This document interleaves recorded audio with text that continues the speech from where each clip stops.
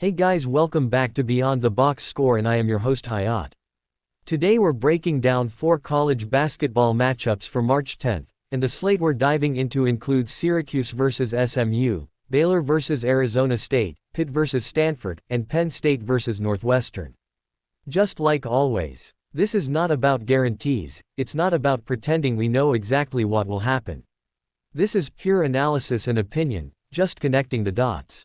And before we jump into the first breakdown, quick milestone update for the channel: we're getting really close to the next goal.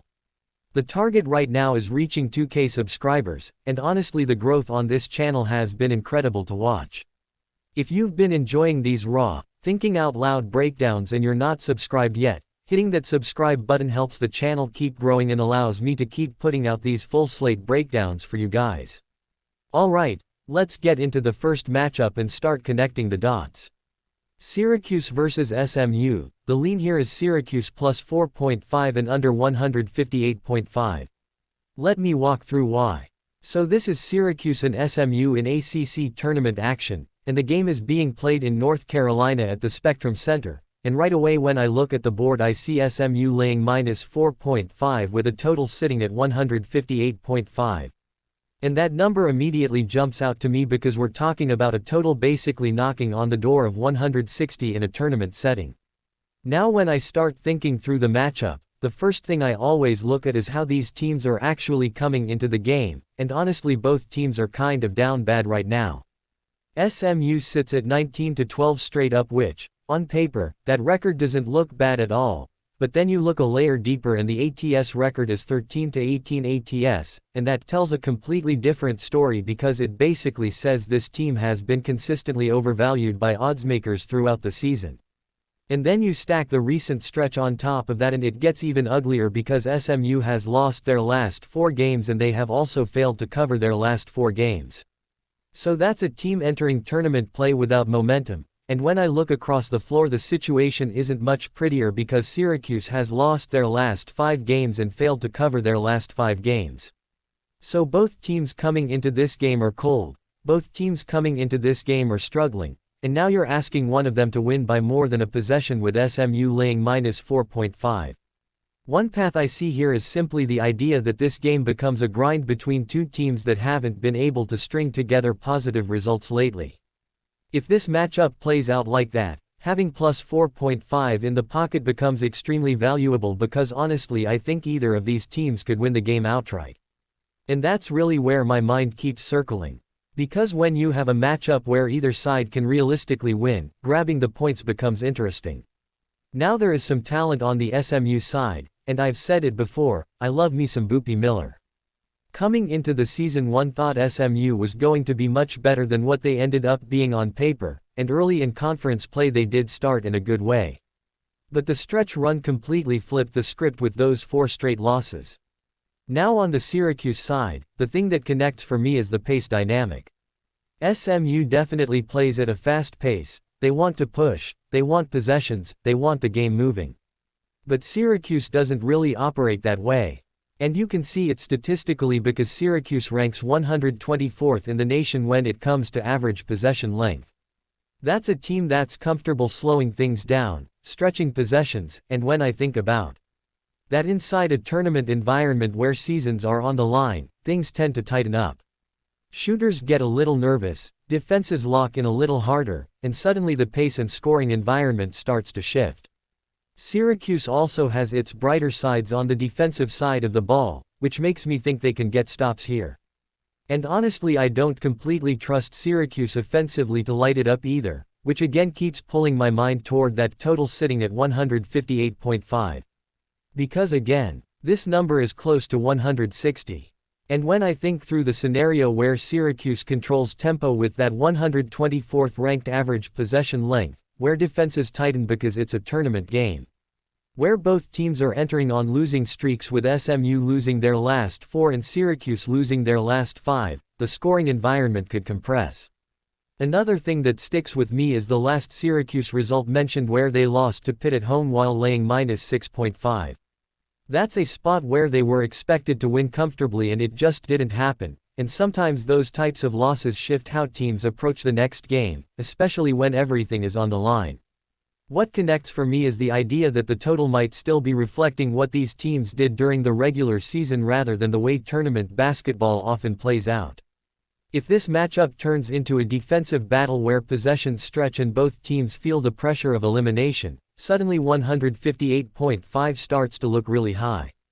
So when I piece it all together, the location at Spectrum Center in North Carolina, SMU sitting at 19-12 straight up but only 13-18 ATS.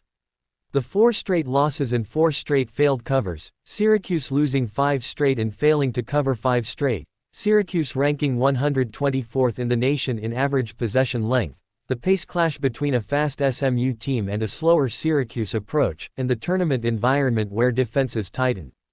It all pulls me back to the same spot. The lean here stays Syracuse plus 4.5 and under 158.5. Let's roll into next game, Baylor versus Arizona State. The lean here is Arizona State plus 2.5 and over 158.5. Let me walk through why. So this matchup has Baylor laying minus 2.5 with the total sitting at 158.5, and the first thing that immediately catches my eye is how similar these two teams look when you start with the records. Baylor comes into the game at 16-15 and Arizona State also sits at 16-15, which already tells me we're looking at two teams that have been pretty inconsistent throughout the season. And then when I go a layer deeper into recent form, it stays pretty balanced because Baylor is 4-6 in their last 10 games, while Arizona State is 5-5 in their last 10 games. So we're not talking about a situation where one team is clearly rolling and the other is falling apart. It's more like two middle-of-the-road teams meeting in the middle. Now Baylor's most recent game does stand out though because they absolutely torched Utah in a 101-75 final. Baylor was laying minus 12.5 in that matchup and they ended up winning outright and covering with a huge offensive performance. And when I see Baylor drop 101 points, it actually lines up perfectly with what we know about how this team plays because Baylor thrives on pace of play. When their shots are on from the perimeter and when they're hitting from the field, this team becomes a speedster team. They push tempo, they create scoring bursts, and suddenly games start climbing into those high totals. Utah in that matchup played a very slow progressive style with game clock management and they weren't a very good team this year, so Baylor taking control there wasn't a huge surprise. But then when I look at Arizona State's last game, it tells a completely different story because they went into Hilton Coliseum in Ames to face Iowa State, and that's never an easy place to play. Arizona State was catching plus 16.5 in that matchup and ended up losing by 21, which means Iowa State won outright and covered the spread. That result is referenced as a 20-point loss, and it definitely wasn't a good look for Arizona State entering this matchup. But when I step back and look at the bigger picture, one thing that keeps connecting for me is the stylistic overlap between these teams. Both teams are described as very fast, both teams shoot very well from the perimeter, and both teams are well coached. And when two teams with that type of identity meet, the game often becomes about who hits shots first and who sustains offensive rhythm longer. Now the previous head-to-head between these teams did end in a 73-68 final with Baylor getting the win, which was actually a low-scoring result compared to where the total is sitting now at 158.5. But that's exactly what makes this matchup interesting, because if this matchup plays out differently, if both teams lean into their pace, if both teams start connecting from the perimeter, then the scoring environment could flip completely compared to that previous 73-68 game. Another detail that matters is the location, because this matchup is being played at T-Mobile Center, and when I imagine a neutral environment with two teams that like to run, like to shoot, and like to push tempo, the game script starts to look more open. One path I see here is a back-and-forth offensive battle where both teams trade perimeter shots and the pace naturally accelerates because neither team wants to slow things down. Baylor has already shown they can explode offensively with that 101-75 win over Utah. And Arizona State has shown they're willing to play fast as well. So the way the pieces connect for me is pretty straightforward. Baylor laying minus 2.5 suggests a very tight matchup. The records at 16-15 for both teams reinforce how evenly matched they are. The recent form at 4-6 for Baylor and 5-5 for Arizona State keeps it balanced, the previous 73-68 head-to-head shows what happens when the pace slows, and the team style notes about both teams being very fast and shooting well from the perimeter suggest what could happen if the pace opens up. When I imagine that faster version of this matchup playing out inside T-Mobile Center, the scoring potential becomes much higher than that previous meeting. And because the spread is only -2.5, the idea of Arizona State staying inside that number becomes very realistic in a close game where possessions are flying. So when I step back and connect the Utah result at 101-75 with Baylor covering -12.5, the Iowa State game where Arizona State was +16.5 and lost by 21 in a 20-point loss reference, the identical 16-15 records, the last 10 results at 4-6 and 5-5, the previous 73-68 head-to-head, and the shared identity of two very fast perimeter shooting teams. The scenario that keeps forming in my head is a competitive offensive battle. And that's why the lean here stays Arizona State +2.5 and over 158.5. Quick pause for a second. If you've gotten even one lean you like so far from these breakdowns, hit the like button. Seriously, that one click tells me these full college basketball slate breakdowns are worth continuing to make. And if you want to help the channel reach the next milestone of 2K subscribers, hit the subscribe button as well. It literally takes a second for you, but it means a lot for the growth of the channel and helps Beyond the Box Score keep pushing out these deep dive breakdowns. Alright, let's get back into the next matchup. Next game we have Pitt versus Stanford. The lean here is Stanford -4.5 and under 139.5. Let me walk through why. When I first look at this matchup, the numbers immediately start shaping the story in my head because Stanford is laying -4.5 and the total is sitting at 139.5, and the total is interesting right away because 139.5 is very low for a college basketball game. So my mind immediately starts asking the question, why is this number so low? What is the market expecting here? And then when I start digging into the teams, the contrast starts showing up pretty quickly. Pitt comes into this game with a 12-9 record, and honestly that record feels very deceiving when you look at how their season has actually played out. This team has beaten some solidified teams, but they've also had some bad losses. And the way it's been described really sums it up perfectly because the season has been up and down, choppy, inconsistent, and when I look at the last 10 games the numbers back that up because Pitt is 3-7 in their last 10 games. That's a rough stretch. That's a team trying to find stability and just not really finding it. Now the interesting wrinkle is that Pitt did win their most recent matchup against Syracuse and that game finished 71-69, and what stands out about that game is that it was a pick'em situation with no point spread.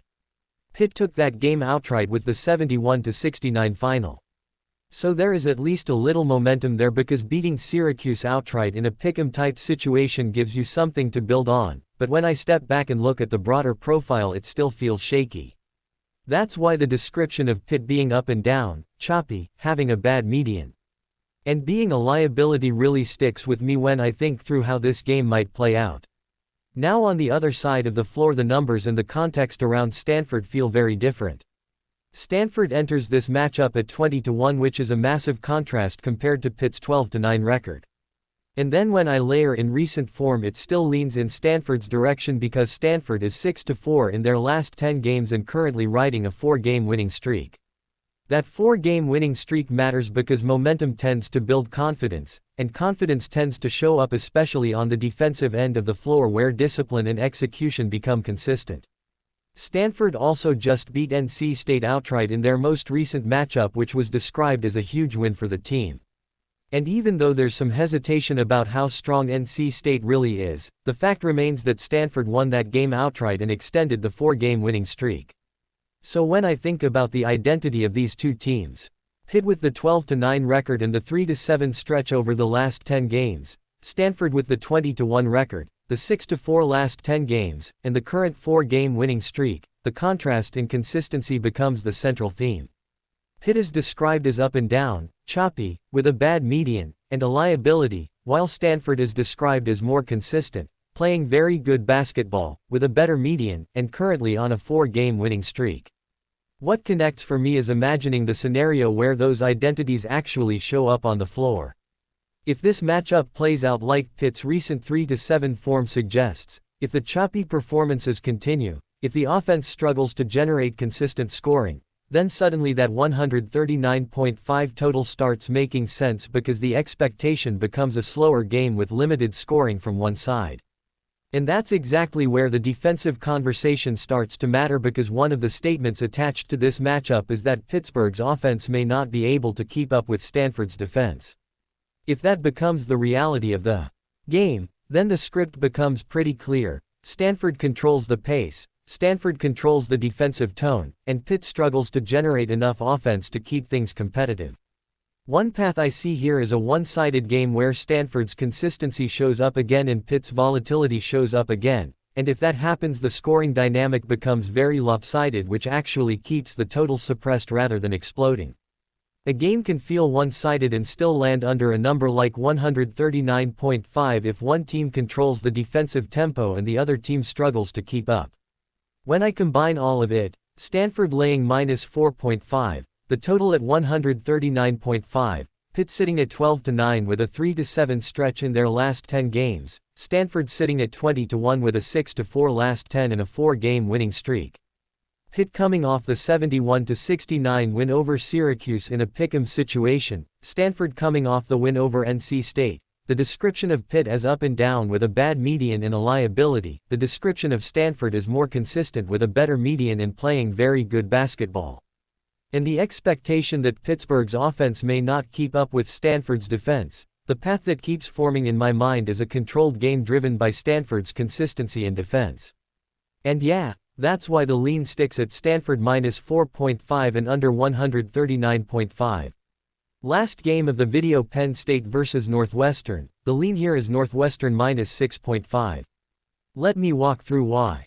This one is conference tournament action with Penn State and Northwestern playing at United Center in Chicago, Illinois. And when I first look at the board, the number sitting there is Northwestern laying -6.5 with a total set at 149.5. And honestly, the very first reaction I had when seeing the spread was wishing it was a little bit lower, because something like Northwestern -4.5 or even Northwestern -3.5 would have felt more comfortable. But the number we're working with is Northwestern -6.5, so that's the number the analysis has to revolve around.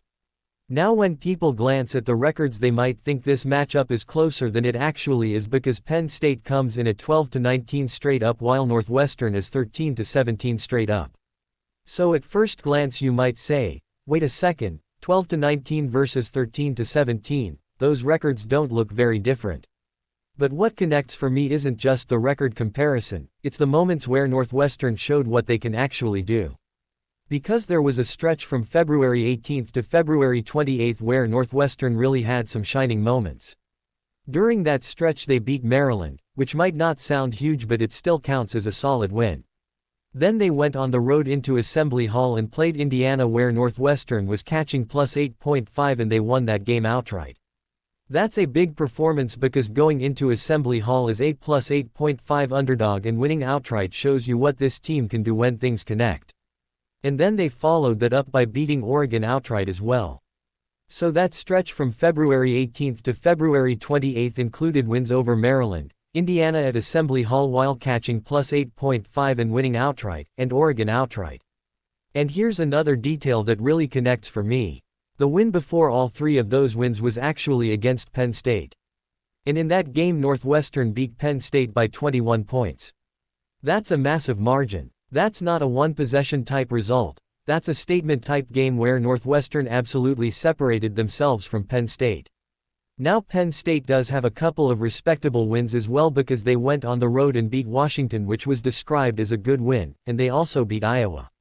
So Penn State has shown flashes too. But the way I keep visualizing the matchup is through that previous meeting where Northwestern beat Penn State by 21 points. If this matchup plays out anything like that earlier meeting, if Northwestern controls the flow again, if the same matchup advantages show up again, then covering a number like -6.5 becomes realistic, even though it's steeper than the preferred range of -4.5 or -3.5. One path I see here is Northwestern simply being the better team again. That's the description tied to them, Northwestern is considered the better team and they had shining moments in the back half of the season, including that 3-game win stretch against Maryland, Indiana, and Oregon. When those moments connect, Northwestern looks like the stronger side. And when I combine that stretch from February 18th to February 28th with the previous head-to-head result where Northwestern beat Penn State by 21 points, the picture that forms in my mind is a team that already demonstrated how this matchup can tilt. Add in the location at United Center in Chicago, Illinois, and the conversation becomes even more about execution rather than home court advantage. So even though Penn State has wins over Washington on the road in Iowa, and even though the records of 12-19 and 13-17 might look similar on the surface, the matchup evidence in those February performances keep pulling me back toward Northwestern. When I think about the Indiana game where Northwestern was plus 8.5 and won outright at Assembly Hall, the wins over Maryland and Oregon, and the earlier 21-point win over Penn State, it paints a picture of a team that can separate when things click. And if that version of Northwestern shows up again in Chicago, Illinois at United Center, the gap could show up on the scoreboard again. So even though I initially wished the spread was closer to Northwestern minus 4.5 or Northwestern minus 3.5, the actual line on the board is Northwestern minus 6.5 and the matchup path still points that direction. And yeah, that's why the lean stays Northwestern minus 6.5. Alright, that wraps it up for all 4 college basketball matchups for March 10th. Syracuse vs SMU, Baylor vs Arizona State, Pitt vs Stanford, and Penn State vs Northwestern. Like always, this was analysis and opinion only. Nothing guaranteed, nothing promised, just me thinking through how these games might play out if the situations line up the way they look on paper. Now I want to hear from you guys. Drop AZ in the comments and let me know which game stood out to you the most today. Was it Syracuse vs SMU, Baylor vs Arizona State, Pitt vs Stanford, or Penn State vs Northwestern? Or maybe you're seeing something in one of these matchups that I didn't mention. I'm always curious how you guys are reading these spots. And if you enjoyed the breakdown, help the channel push toward that 2K subscriber goal by hitting like and subscribe. It really helps the channel grow and lets me know you guys want more of these full slate breakdowns. More videos coming soon, same raw format, same thinking out loud style, and of course more deep dives beyond the box score.